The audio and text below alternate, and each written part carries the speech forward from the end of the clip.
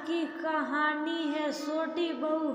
वो तेरे मायके से मिले कान के झुमके मेरी बेटी को दे दे, तू पहनकर क्या करेगी। दोस्तों, कहानी शुरू करने से पहले अगर आपने हमारे चैनल को अभी तक सब्सक्राइब नहीं किया हो तो कर लीजिए, ताकि आपके पास पहुंच सके हर नया वीडियो। तुम बहन को समझा देना, बाद में जब हालात ठीक होंगे दे दूंगा। महेश ने मां से विनती करते हुए बोला, पगला गए हो क्या महेश? अरे सब क्या कहेंगे, बहन को खाली हाथ भेज दिया। ऐसा करो, माधुरी के जो कहने हैं उनमें से ही कुछ दे दो, इसको बाद में बनवा देना। सरिता जी ने कहा। माधुरी महेश की ओर देखने लगी और नजरों में ना की याचना थी, पर सरिता जी ये सब कहाँ सोचने वाली थी।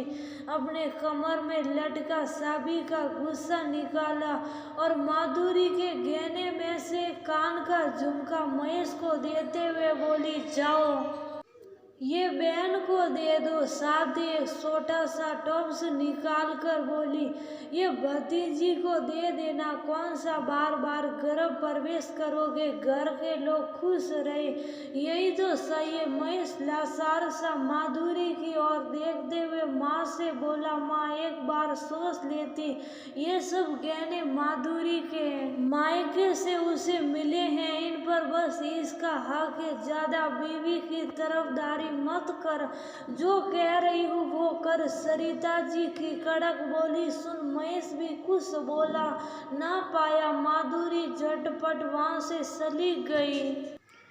जीतो कि आज वह सारे कसमे वादे तोड़ दे जो उसने महेश से किए थे।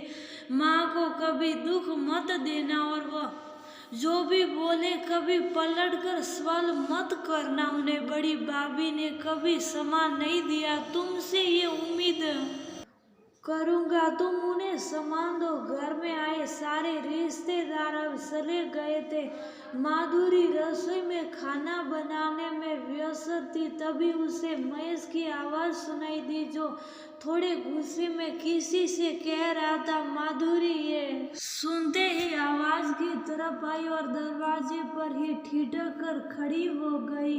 माँ, आज तुम्हें एक बात कहना चाहता हूँ, सुनकर तुम्हें अजीब तो लगेगा पर लग रहा है अगर आज ना बोला तो मैं किसी सम्मान के लायक ना रहूंगा। महेश माँ से कह रहा था, कहना क्या चाहता है साफ साफ के।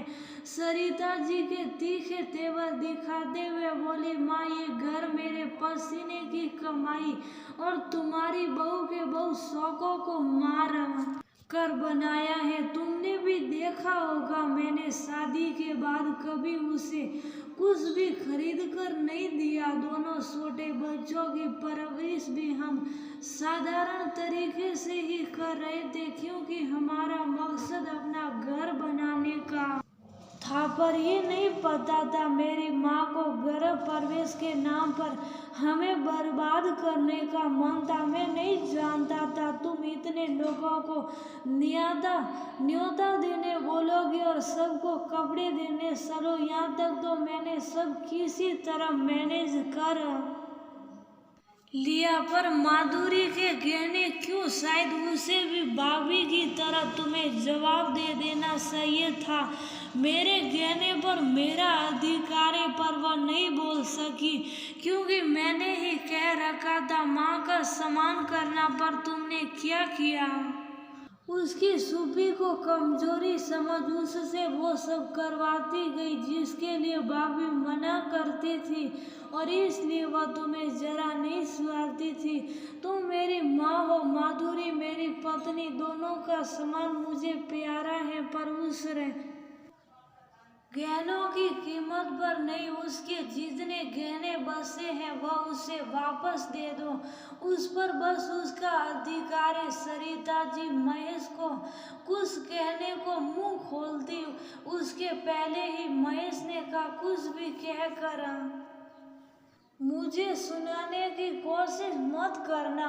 माँ तुम्हें सम्मान चाहिए तो उसे सम्मान सम्मान के साथ उसके कहने दे दो। सब कह रहे थे महेश की बीवी को देखो, लोग गर्भ प्रवेश करते तो शादी में जैसे गहने पहनते वैसे तैयार होते, पर इसके मैं सारे गहने बेचने पड़े, बेचारी को बता नहीं सकता।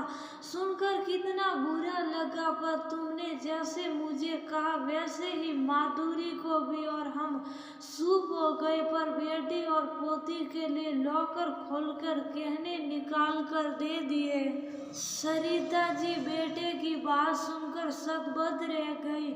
आज वो बेटा जो हमेशा माँ माँ कहकर उनकी किसी बात को नहीं टालता था, आज अपनी पत्नी के लिए बोल उठा। उन्हें आज अपने पति की बात याद आ रही थी। सरिता जी बेटों के ब्याह के बाद अपना स्वभाव बदल लेना, नहीं तो किसी पर अति ही तो बोल पड़ेगा। और आज उन्हें एहसास हो रहा था। सीधे साधे बेटे बहू से अपनी हर बात मनवाने का नतीजा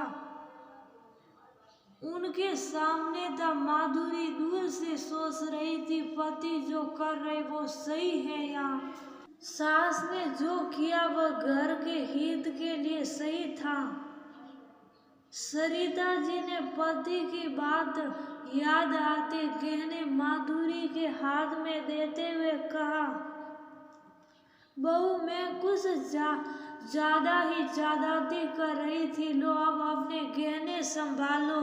और हाँ, ये दो गहने मेरी तरफ से तुम्हें, जो मैंने गर्भ प्रवेश के नाम पर तुमसे बिना पूछे निकाल कर बेटी और पोती को दे दिए थे। माधुरी असमंजस में थी, ये ले और नहीं। तभी महेश ने कहा, रख लो माधुरी, ये तुम्हारी अमानतें, जहाँ रखे थे वहाँ सुरक्षित नहीं थे। सरिता जी की नजरें झुकी हुई थी।